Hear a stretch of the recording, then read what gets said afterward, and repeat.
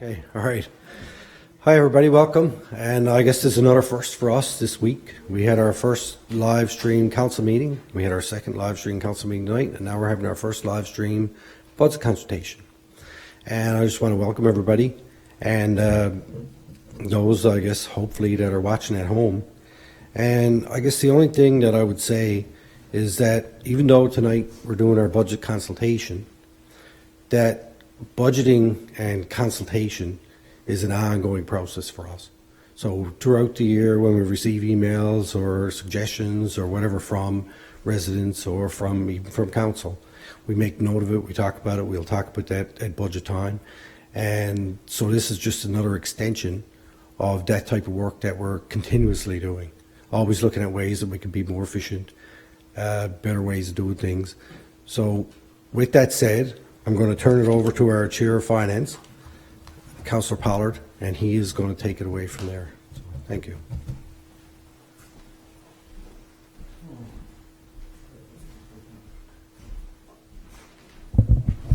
Thank you, Your Worship. Can everybody hear me okay? I'll try not to think about the fact that someone might be watching me on the other side of that little screen up there, because it's kind of unnerving. I don't usually get nervous, you know, but I kind of am. First of all, I want to thank everybody for coming out tonight. It's great to see people, and I know for the number of hits we got on the outside through the live stream, some 60 odd last time, so hopefully there's probably another 100 people outside looking at us, and that'll garner some more strength and more numbers as we move forward, which is actually a great way to have folks. But it's great on this miserable night that all hands decide to come out and meet us face to face. I certainly appreciate that as well. Just a quick round the table introduction. I guess you know His Worship, Mayor Craig Scott, Deputy Mayor Trina Appleby unfortunately can't be with us this evening. She has some personal commitments that she has to take care of, understandably.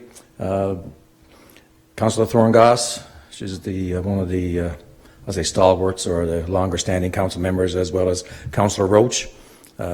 Councillor Martin is the baby of the group, shall we say? I shouldn't say that, I guess, really, but the youngest of the group anyway. Councillor Jeff Glenn sitting in back there, CAO, Don Chaplin, and Deputy Clerk Ann Picco. And myself, I'm Councillor Tony Pollard. And I have the pleasure of being the Chair of Admin and Finance. It's been an interesting year, to say the least. You know, there's a few great accomplishments, obviously, and a few challenges along the way. I think a few of the challenges that we have, and I'll say it up front, I apologize for this. Usually I'm fairly familiar with numbers because I work with numbers all day myself, and I actually do working. I'm not a strong person to be able to read from somebody else's information without having some intimate knowledge of what's there myself. So I spent a bit of time to freshen up myself on the numbers so I can speak a little more intelligently to those. There were some staffing challenges along the way. As you know, we lost some staff and some staff turnover. That certainly wreaks havoc on the inside in terms of trying to get things done in a timely manner and informative manner. And we do put a lot of pressure on our staff, so I think it would be remiss not to thank the staff for their time and effort that they do put in, because it often goes unnoticed, and I don't think anybody can truly appreciate the amount of time and extra hours that people do put in to get us the information that we need to move the town forward. There will be a slideshow behind us. I will run down through that. You can stop me anywhere along the way if you wish. My preference would be to hold your questions till the end, and then we can have a greater discussion involved. But you know, this is informal, so feel free to do what you want, because if you're like me sitting out there, you'll probably forget it if you had to wait very long to ask a question. I will need my glasses. Could you make the screen bigger, because it's hard to read. Sorry, it's just hard to read down here.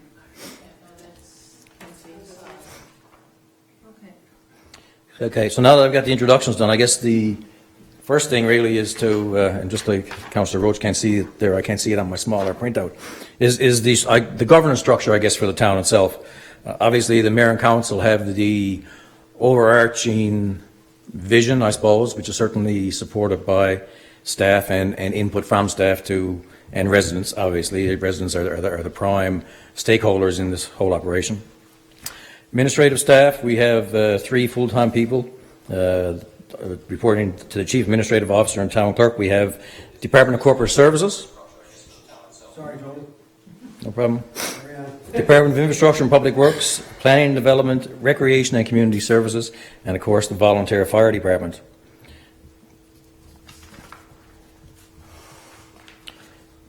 At the beginning of our term, we sat down and hashed out a strategic plan to try to put some longer-term guidelines in place or longer-term goals for us to try to reach.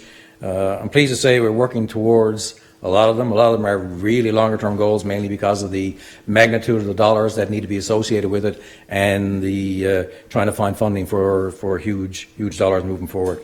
And we are a town that is mainly a tax base that is based on the residents. We have very little business tax, unlike some towns. Even some of the smaller towns have a much larger share of business, which would certainly take the pressure off the resident tax base. And from a long-term strategic plan, the strategic initiative number 1 was adequate and sustainable potable water supply. And I'll speak to these a little more after I go down through all of them first off. The second initiative really was a viable wastewater treatment option. The third was the commercial centre, and I'll say the commercial industrial centre is probably the one that has received least attention to date, probably for good reason. We need water and other such infrastructure around in order to get that essentially up and running and attract business here to the community. The strategic initiative number 1 as well was the community centre. Obviously, we're happy to say that the community centre is now up and operational, and if you haven't already had a chance to go over, I suggest you go and take a look, because it is an excellent facility, state of the art. Obviously, we're still working out kinks and operational issues and things of that nature, and it'll be at least a year or more before we truly understand what that operation looks like from an overall financial perspective.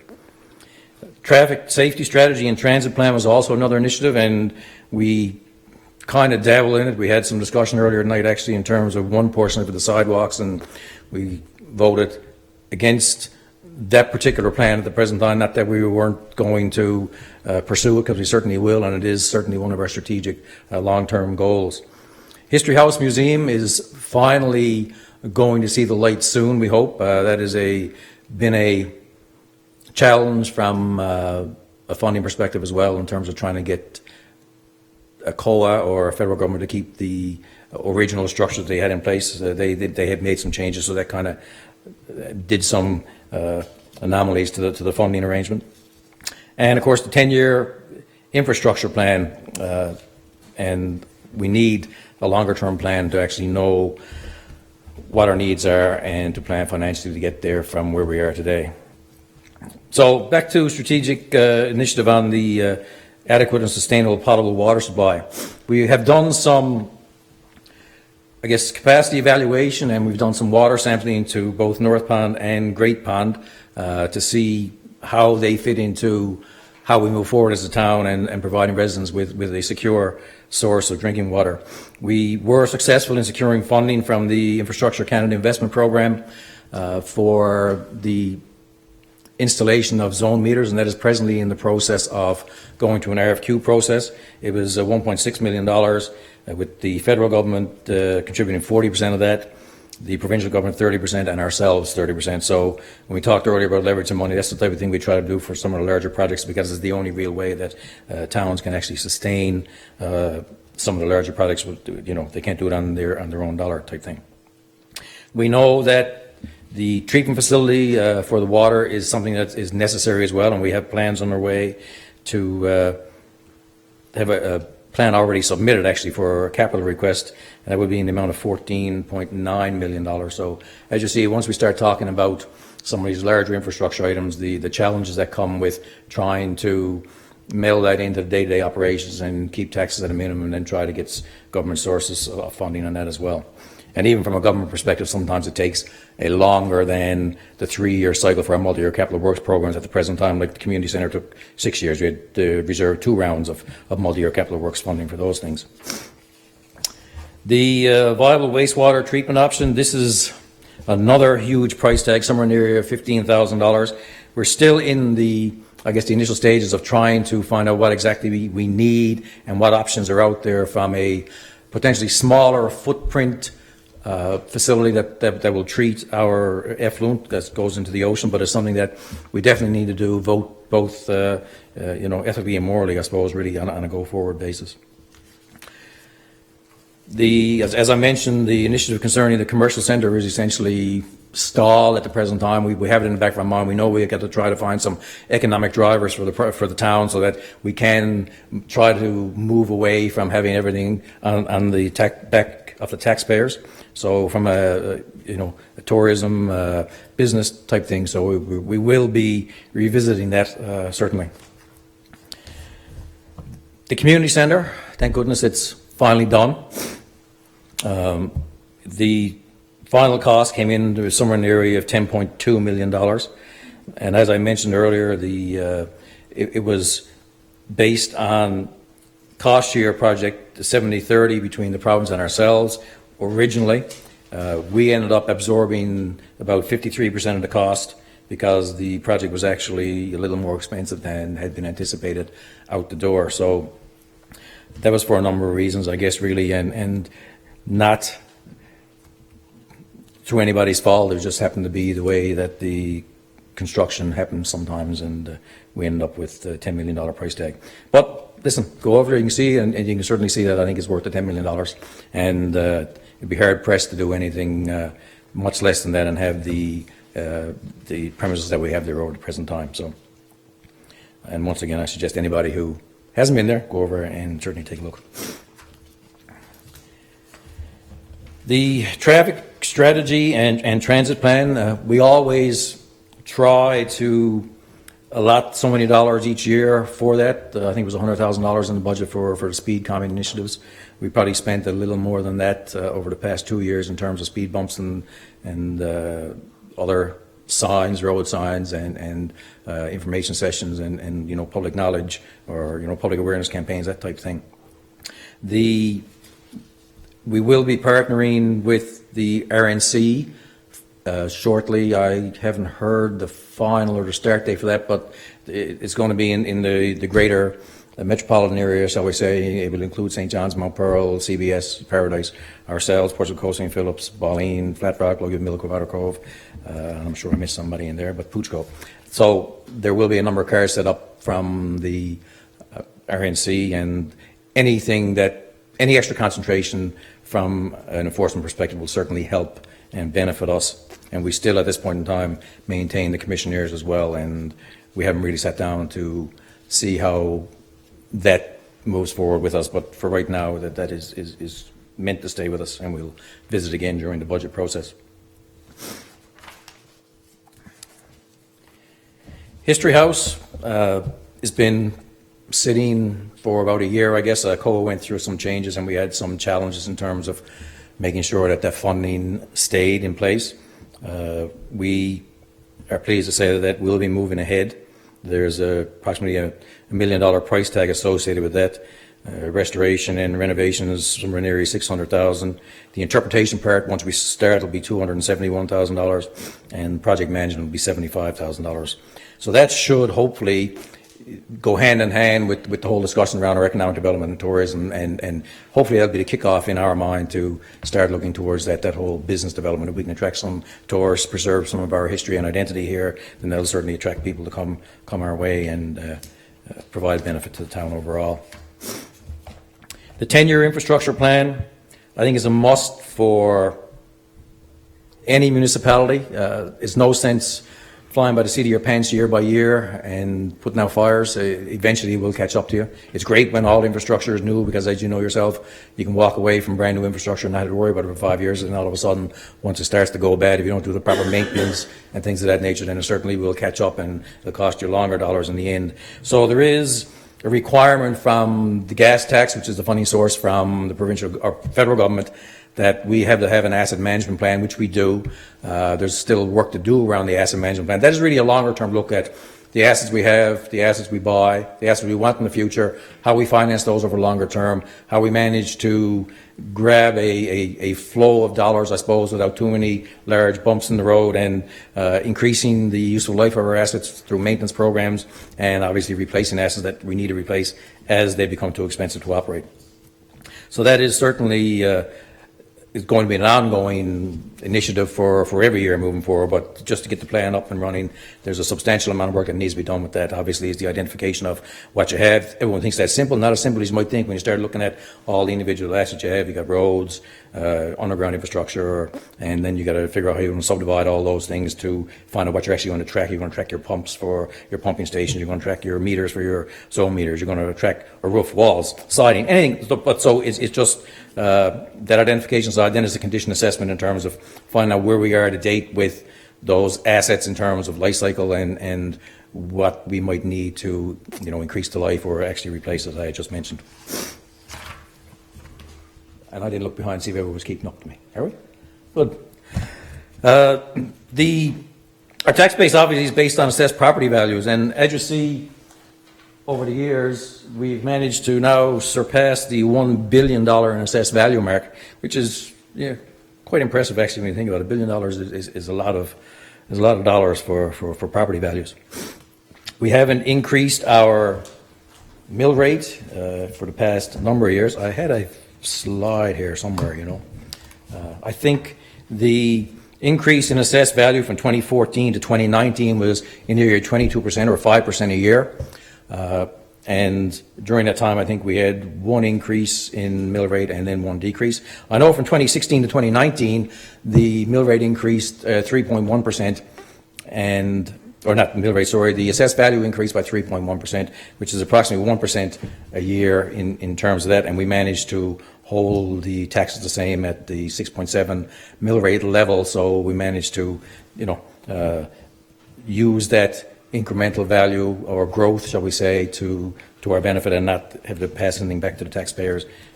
And it'd be nice if we had some, like a 2% or 3% growth, then you probably would never have to worry about tax increases. And I'm not saying we're increasing taxes, by the way, I'm just, just talking generally in terms of how those things all tie together. And I will say this is a snapshot of the budget from 2019, just to garner discussion at the end in terms of where folks might have questions and where they might want to see us go in 2020 and beyond. There's the breakdown in terms of revenue for 2019 there's $1.6 million in government transfers. That would be the government share of any of our cost share projects, some gas tax money, that type of scenario, and that would come directly from the province or the federal government. Property taxes accounted for $7.1 million. Business tax was $377,000, as you see, as a small portion compared to the $7 million that's in resident tax base. Although utility tax did attract $325,000 as well. For sales of goods and services, that would be mainly the recreation programs around those things, summer programs, any events that we offer throughout the year. That would be $237,000. And other revenue sources of $578,000. That would be like compliance, interest, tax certificates, and money we expected to get this year from the capital campaign itself. And we haven't fully finished the capital campaign yet, so we'll update that at some future date. Just don't ask me a question on that now. No, sorry, later. On the expense side of things, I guess council expenditures accounted for about $222,000 worth. Administration, assessment, and common services, it was about $1 million. Fire and protective services, that would be the fire department, obviously, and the enforcement from the commissioners, $870,000. Transportation would include all related resident services that relate to the roads. You got your fleet equipment, snow clearing, garbage collection, recycling, things of that nature. Water, sewer, and waste management, $956,000. Obviously, the biggest portion of that from our perspective would be work with the pumps and that we have for the water system. And the outsourcing of the garbage, is in those figures, not the transportation figures. Transportation will be road maintenance and repairs. Planning side of things, our planning staff of 2+ people, I guess, and was $500 and some odd thousand. Economic development and tourism, we spent $85,000 in that area. Recreation, $1.8 million. Obviously, if you look around, you see that recreation is a huge, not I shouldn't say huge expense. It's not an expense at all. It's a huge dollar value for the benefit it provides to the residents. It is certainly worthwhile in everything that it does, and to make a healthy life for all the residents of Torbay, I think is money well spent. Culture, $150,000, and the financing charges of $1.9 million. I think when you talk about financing charges in the order of, 1.9 is just, well, say $2 million, that is a fair chunk of change. If you look at $2 million on $7 million tax base, so it's, it's always the trade-off in terms of how do you obtain what you need. Do you take it out of direct revenue dollars, or do you actually finance over time? So it's part of that balance, and that speaks to the whole asset management plan scenario as well, and trying to maintain that at a certain level and not go too high, and certainly as it goes lower, then make allowances for the future and things of that nature. So on the projected revenue, excuse me folks, I gotta take the bigger. When you get a little older, your eyes are in between. I can't see the small slide I have in front of me, and I can't see the big slide behind me because I'm not close enough to it. So that's my mini dilemma. So we had budgeted $8.1 million, I suppose, in tax revenue overall. We're going to come in at 8.2, so we pick up about $100,000 overall. Yeah, you can't see that out there either, can you? No. Sorry. Sales of goods and services, we said 237, we came in at 294, so we picked up a few dollars there. I'm sure we picked up a few expenses on the other side to counteract that too, because it's not like we're a profit-generating business, but it's nice to know at least it certainly cover expenses. Other revenue, we had $578,000, and we came in at $2.3 million. This is the single biggest item that has allowed us to be where we are today and cover some of our overruns without impacting our cash balance going into this year. And that came from prior year HST adjustments. That's I don't know how far back it goes, but when accounting records any purchases, the HST is refundable, or the GST portion is refundable. So that gets laid aside somewhere, and then we file reports with the federal government, and they return to us that money. In previous years, that did not go as well as planned, and obviously there were some bigger contracts in this period that the claims weren't put in, and so we ended up catching up on it this year, and we picked up $1.7 million worth of that. Government transfers, we were in at 1.5 million, and we ended the year at 1.5 million. That figure fluctuates. That is really almost an in and out. That's just what the government said they were going to spend. So if we cross years, then that 1.5 might be 750,000 one year and 750,000 the other year. But by the same token, the expenses would cross the years too. So it's sort of an in and out number on both sides. On the expenses year to date, we had a budget of $222,000 for council, came in somewhere around $226,000. And we found this year that there was a lot of added opportunity, extra opportunity for professional development that seems to arise in an ad hoc manner sometimes. We don't know what municipalities Newfoundland and Labrador has in for longer term planning. The whole climate change adaptation scenario now, there's much more opportunities around there that we need to go to those and make sure the council and staff as well is up to speed on it. Asset management offers a lot more information now as well, and every day there's another opportunity for someone to learn something about those particular areas and move forward. So it's always a struggle to know which ones you go to, the benefit of each, how you budget it, when you really don't know what it looks like for the full year until after the year is over. Looking back, people have actually inserted X number of opportunities somewhere along the way. But we do try to manage that at least some degree.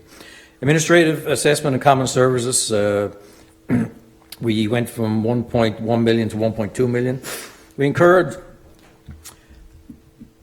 a fair high number of legal expenses this year related to some HR and other issues, and that certainly is not something that we want to experience year over year. That was in the area of some $85,000, I guess, over budget.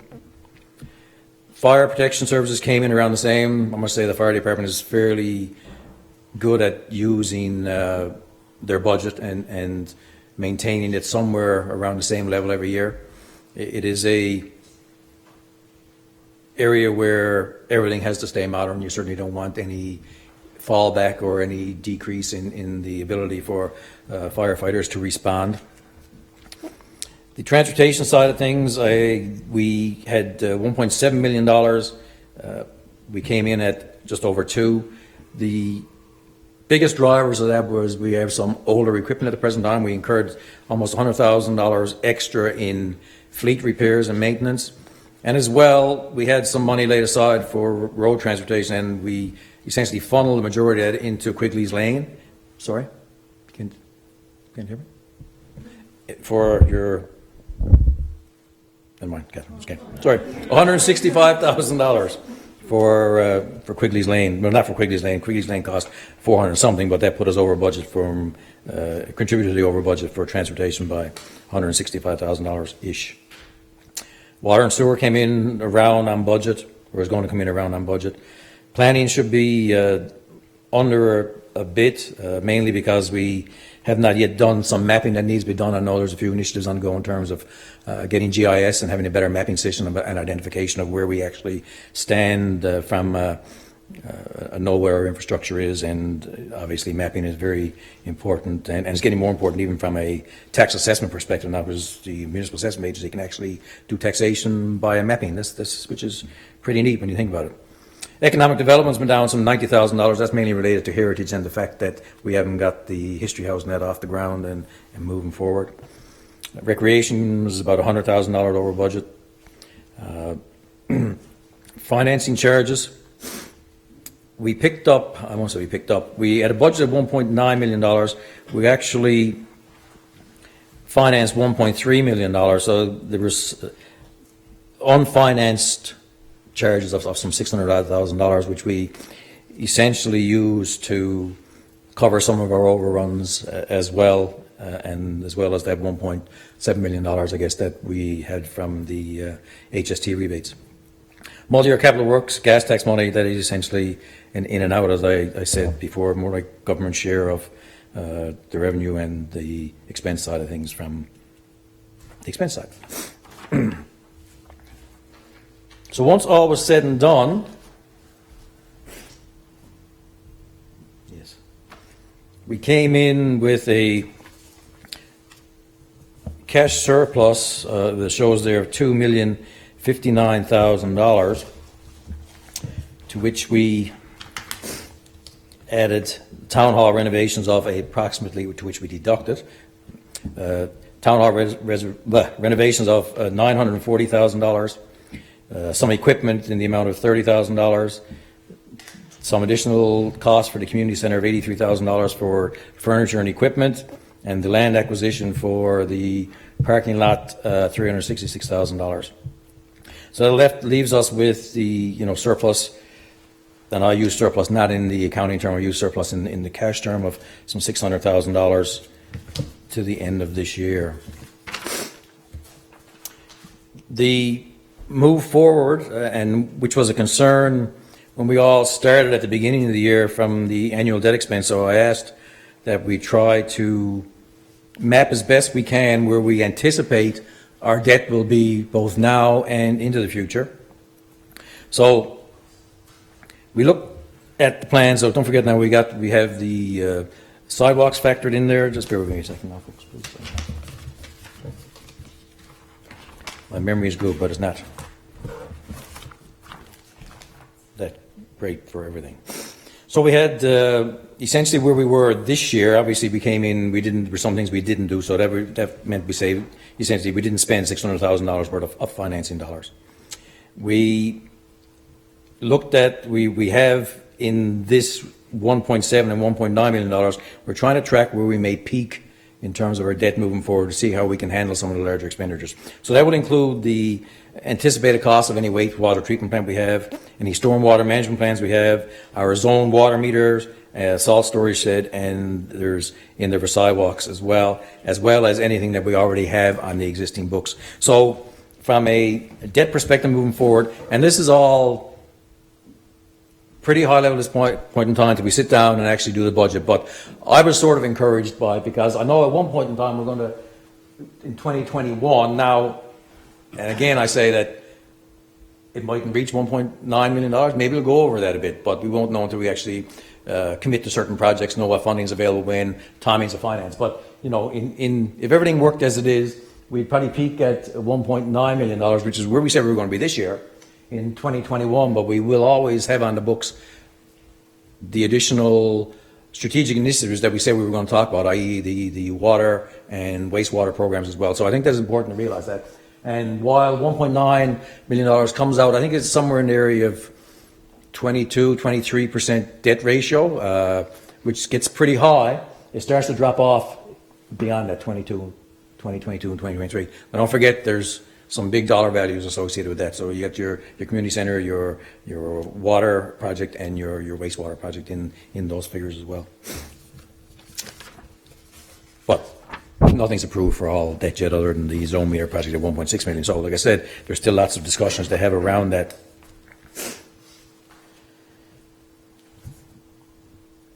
The snapshot of major initiatives, the construction of the new community center, $9.9 million.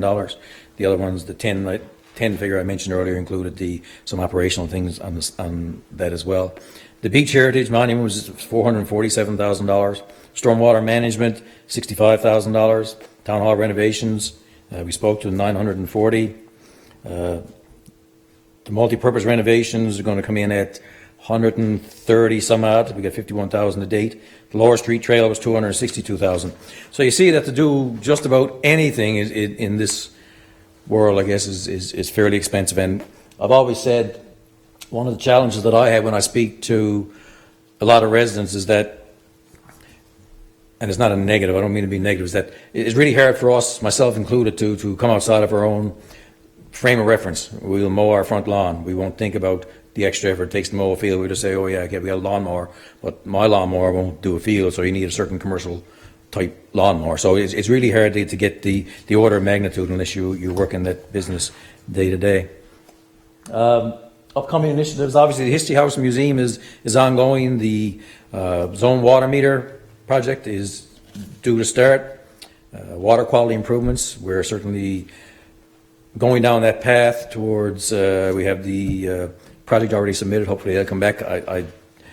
I'm pretty optimistic they will come back with something on that because it is one of the federal and provincial government initiatives. Wastewater treatment is still on the radar. We haven't lost sight of that. Climate change adaptation is becoming more and more of an impact. How that translates dollar-wise, I really don't know, but just realize that climate change adaptation seems to be fairly expensive. I think that's some of the resistance why to what some other towns and people, industries think about. It's how you, I guess, how you incorporate that into more efficiency. It's hard to change from a non-climate change to a climate change adaptation without trying to figure out how you actually transition that. And of course, the asset management, which is going to be ongoing. So that's essentially all I have to say. Thank you for your patience. The three questions, I guess, are, or any questions you want to ask, but certainly, what are the top priorities that anyone would like to see for budget 2020? What would you like to see added to the budget? And, satisfaction in generalities with, current programs and services.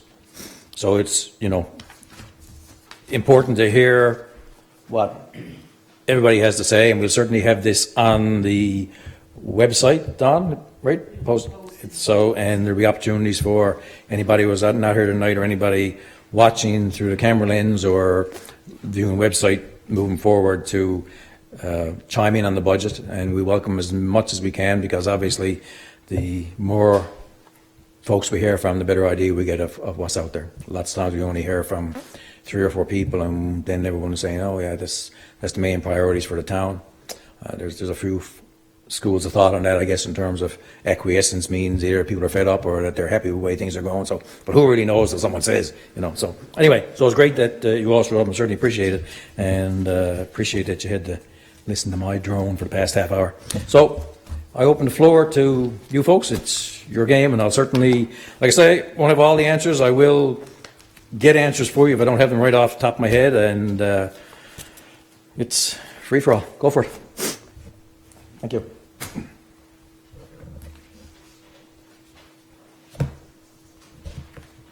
Sir. Hi, my name is Gary Pettigrew. Could you Gary. walk to the microphone, please?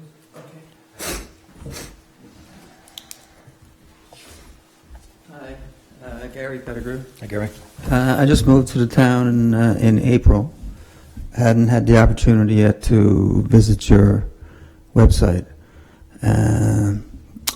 It's not really a budget-related question, but more of an accounting-related question.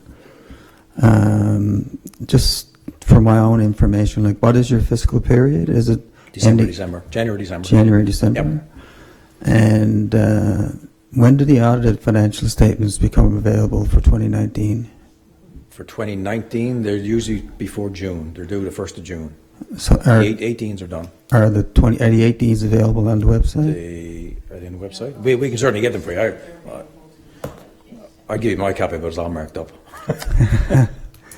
Yeah, so you're talking here tonight, like, in terms of, like you mentioned, the 600,000 cash surplus, but really that's a paper surplus because you're not really using accrual accounting, right? When you're talking about Well, one of the challenges, Gary, and is the municipal world is we budget on cash in, cash out. And that makes it very hard to track when you use accrual accounting and depreciation and set up the assets that way from a look perspective from the cash in, cash out. So this is a cash in, cash out report, really, is what it is at the end of the day. But your audited statements are based on PSAP. generally accepted Yep. accounting principles, Exactly, right? accounting principles. Yeah. Yep. Okay. Yeah, okay.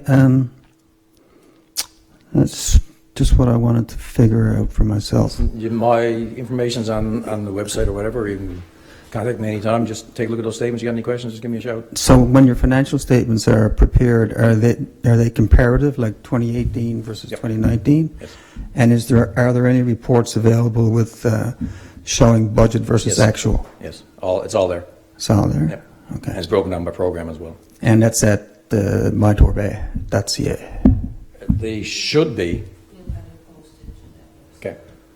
Okay. Yeah. If you have any trouble getting, just let me know. I'll send you a copy by email. Thanks a lot. Okay? Thanks. Yeah.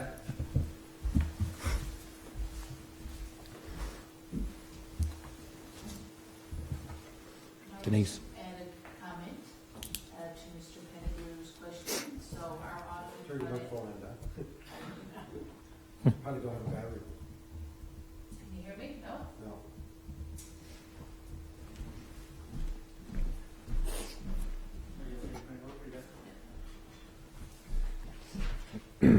Just to Mr. Pettigrew's question, our audited financial statements are adopted in the public chamber, and they are included as part of the council package as well too. Yeah.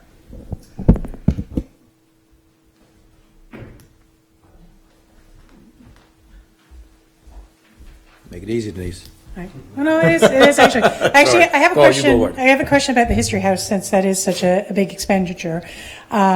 Largely because my experience has been with these type of museums that they tend not to be money making ventures, and so they actually have a long-term cost to keep them operated and keep them maintained. So I was curious about what the sort of, there's the upfront cost to actually doing the History House, but then what is the consideration for the long-term feasibility of keeping that running?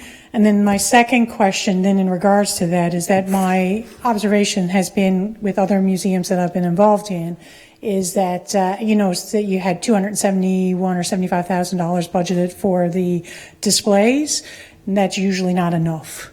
particularly because today's youth do, and people that are going to be visiting do prefer more interactive things, which actually means more in technology and more in cost. So, I can see the potential there for that project to do it right, to be cost more money. And so I was just curious as to sort of what is the sort of also long-term vision of running it, and then what is the potential for that to actually be more than what we're expecting just because of the current budget. I'd be lying to say that there are a lot of unknowns around it for sure. There was, and Don, you can correct me if I'm wrong, there was I won't say feasibility study, but there was certainly a report done on what that looks like from an operational perspective. And Denise, I don't have it right off the top of my head, but we can certainly get you that information to find out, how it was envisioned. And there is an operating, but I think it's $170,000 a year from an operating perspective, right? Or 100,000. Okay. We'll operate in a social enterprise model, so we start off with a $100,000 contribution by the town, and then that would decrease over a period of 5 years. So that's $175,000 a year, or 100.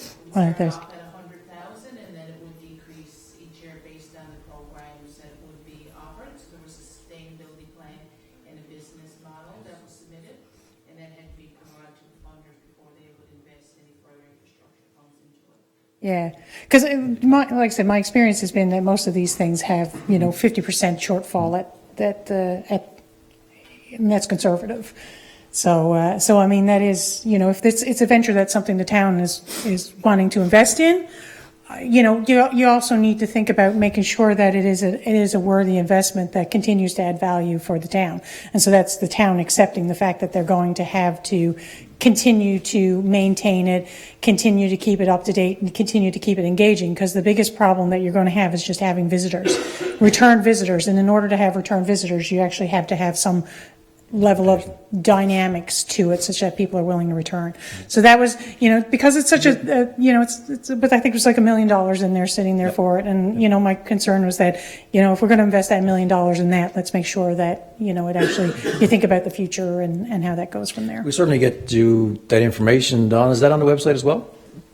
Or will be? Or it is on the website? There are 2 reports. Okay. So they were, I think it's under the tender portal with the RFP, but we can put it on module base, so it's open to everybody. Yeah. Well, like I said, again, I've had these things done where we've done these reports and they've grossly underestimated when you actually put it into action. And like I said, the 275 for the exhibits, definitely low. Thanks. Thank you. Anybody else? You're chomping at the bit.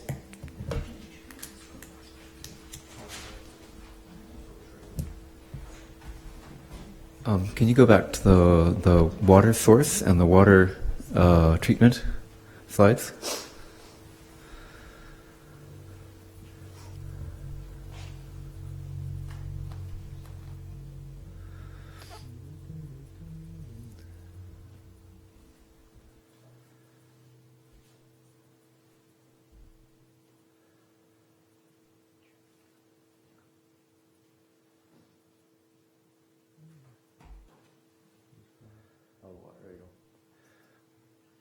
Okay, so the capacity evaluation, is that the amount of water or is that the quality of the water?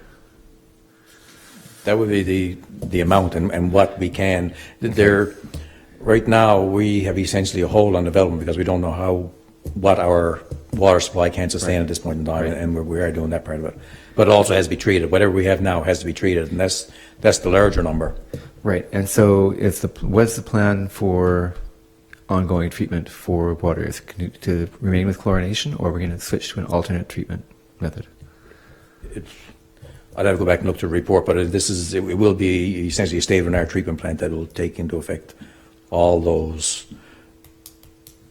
normal treatment. Question, the capacity evaluation, that's $13,000, that was the cost of the report. Okay, yep. And then the water sampling, we're doing quarterly samples on Rokon and Raycon. Okay. So that's the cost for that and the training and then Right, okay. and the evaluation of those.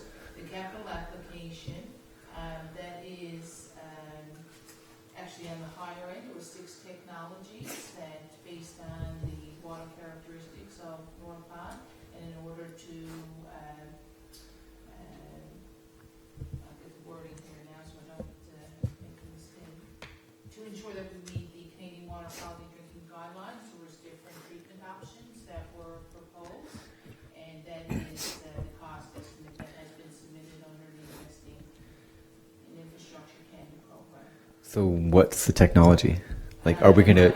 Okay. I don't have the 6 in front of me, but there were 6 that were investigated by the engineers, and there was a recommendation to council based on the water characteristics of North Pond. So, and this goes back to, I know there was a request to have the engineers come in, so there would be a scheduled meeting, just the engineers that can come in and can answer those very specific questions, because they can talk about the quantity or the quality of the water and why they selected that technology. So, Okay, can we look at the water treatment?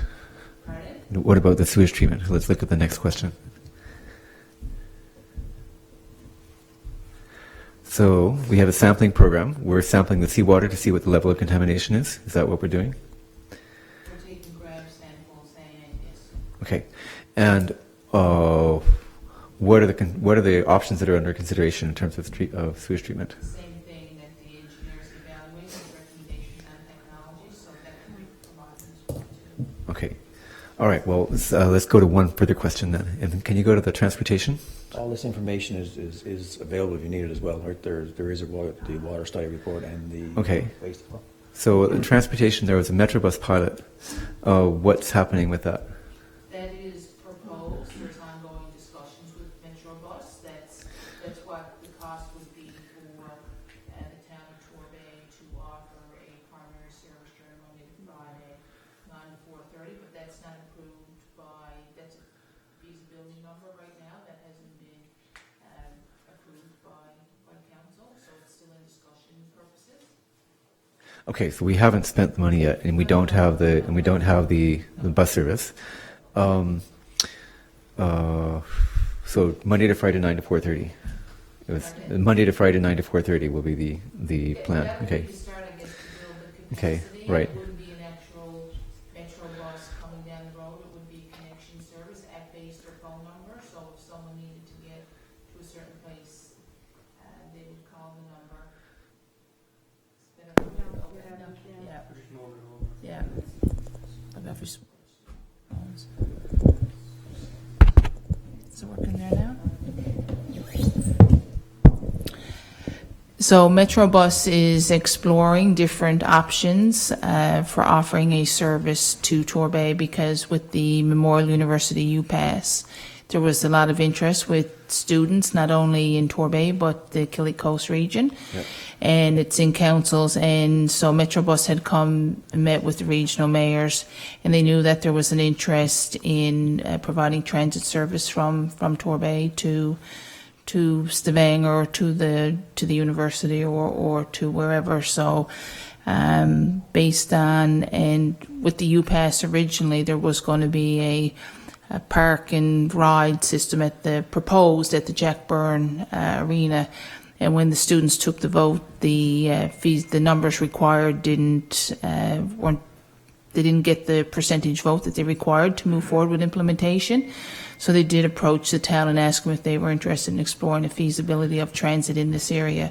So they're still researching innovative options to work with us to provide that. So that's an initial number, but we're waiting on another meeting with them to confirm, because there's be funding applications for capital acquisitions of buses or vans and the model that they're looking at is actually it would be accessible transit. It would be a vehicle that would offer accessibility as well too. So it would be like Metrobus and GoBus combined, all in one.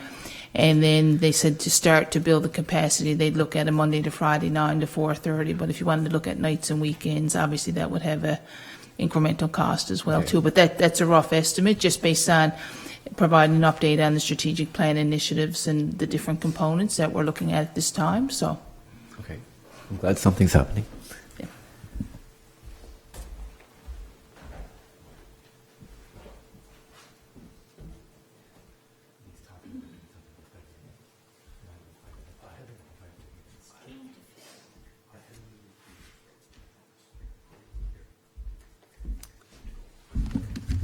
Good evening.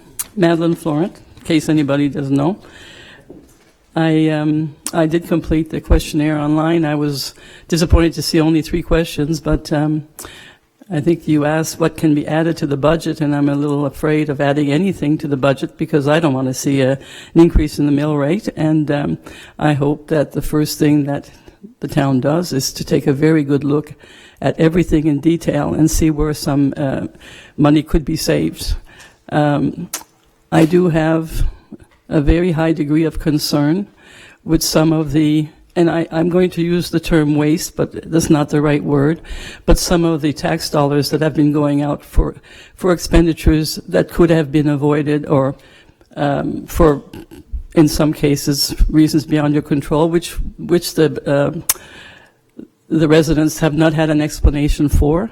For example, what we went through last year with the firing of the Director of Public Works, and we ended up with a building that needed over $100,000 worth of repair. That should not have happened. Can it happen again? We have trails that were built that had to be undone. How does that happen? We have a beautiful community center, which I believe the original budget was $7 million. Was that correct? About the original budget for the community center? 7.2. We're now like Muskrat Falls. We're at the 11 point something. Another $1 million going to a parking. And how did we build the center there? Like, I never did understand why we didn't put it behind the town hall the way it was supposed to originally, where we would have had a lot of parking. So really the cost of the community center is a lot more than 11.5 million. And anyways, that's one of my big concerns. And how did we get there? I do know how hard the council and the town work, and I don't want any of my comments to be construed that I don't appreciate that. But I do feel that there are some economies that could be made, and I think it has to go in every sector of the town, and including the council. I do believe that professional development is important, but I do not agree with sending 5 representatives from our town to Quebec City, and that's one example. There is no need for our town to send 5 people to a national meeting. I think opportunities need to be better divvied up, and I think that's part of trying to save money. With a 22% debt ratio, this is serious, and from what I've read, that's where the province starts to stand up and pay attention to a town.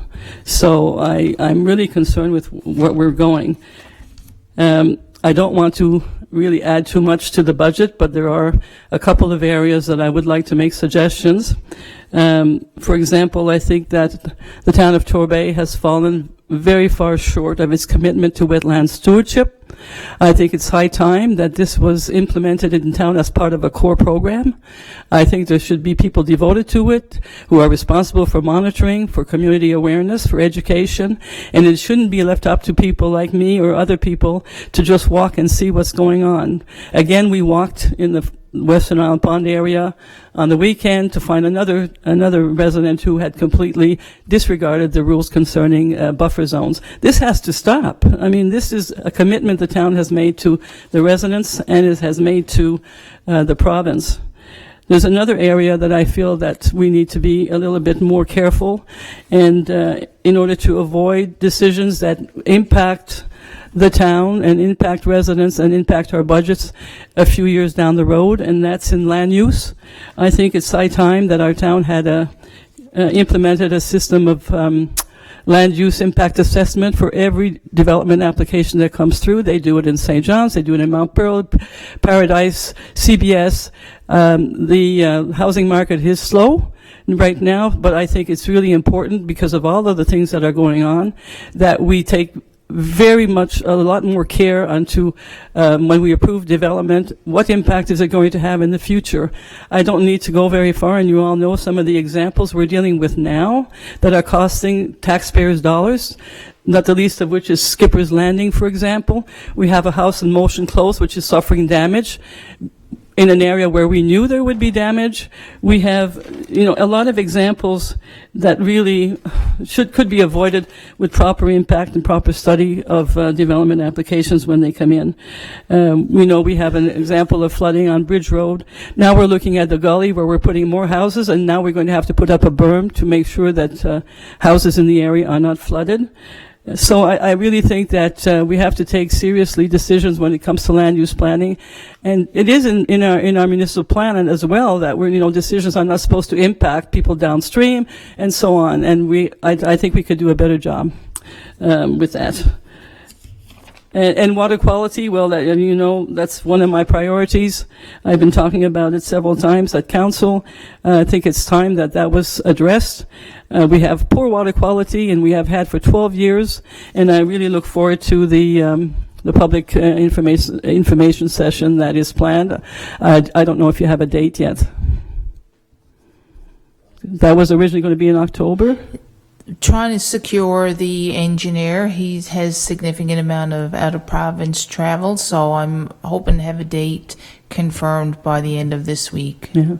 Yeah. But will that meeting include, for example, information or someone perhaps from the province who can talk about water quality and some of the things people can do, like experts in the field, so that residents can deal with the issue themselves and do what needs to be done to have good water quality? We can bring somebody in from that.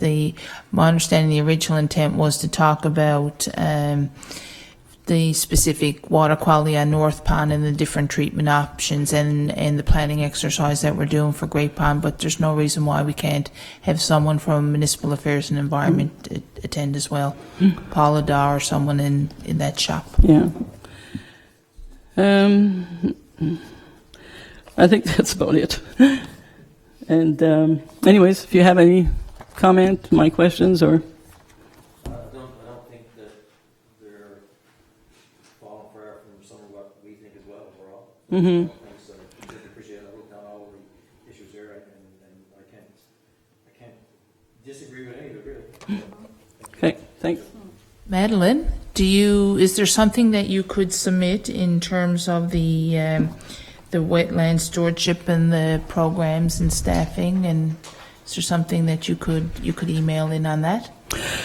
Well, originally, when we had the first management plan for wetland stewardship, it did suggest and call upon the town eventually having a person looking at it. Doesn't have to be full-time, I don't know. But they do have it in other towns. I think there's somebody in Portugal Cove. And I think it's just and it's probably a shared responsibility, because some of it is communications and sharing information on an ongoing basis, not just, for example, the recent example we had, the brochures being distributed to the people who live there, but that needs to be done regularly. It's not just when something happens and then it's too late. There needs to be a serious look at remediation, getting people to remediate. I don't know what the status is right now of that. I haven't received anything, but I think it's important to keep that message always ongoing. I'm sure there are a lot of people in Torbay, because the Environment Committee hasn't done any programming for a long time, who are not even aware that what is the wetland stewardship. We do have some signage now, which is good at some of the ponds, but I think we need to be more proactive. For example, to help people appreciate the importance of these wetlands, we could, in some of your newsletters, every once a month feature one of the wetlands and talk about it, why it's so special. And it's not just the people who live around the wetland that should get the information, but everybody in the community, so you can appreciate what it is. So I don't know, I hate to suggest adding to the budget, but I think it's a commitment made by the town, and we really need to take it on. And especially now that our high school is a wetland center of excellence, and we really need to do more of that. Yep. Okay. Thanks, Madeline.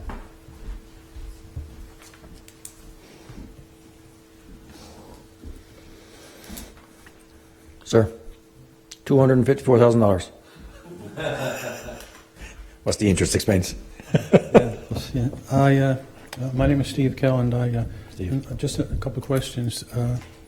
Getting back to transportation, I was wondering if the town was thinking about developing its own transportation system to hook up to Metrobus. I wasn't on those committees, certainly. I know it was something that we would certainly consider. We are just really in the infancy of this, really, and it's been really an issue between ourselves and Metrobus. I know in my own mind, I thought about it many times, how that falls out, about the cost of that would be. We really don't know. But I mean, certainly we can certainly take back to committee and see if that would make any type of sense. That is a pretty complicated and expensive piece of business, I know, but yeah, certainly. As far as I know, the Municipalities Act more or less states that the towns are supposed to provide public transportation for the communities. I don't know the exact part. Maybe they have the allowed to provide, doesn't necessarily have to provide. Oh, I see. Yeah. Okay. The other question was, when the arterial road was being built, there was some discussion that the provincial government would give up taking care of the main road through the community. So does the provincial government still take care of the main road going through the community? They do, yeah. I know that's been a topic of discussion for a number of years, but there hasn't been anything come of that of late, and it's been pretty quiet. Yeah. Okay, thank you. Thanks.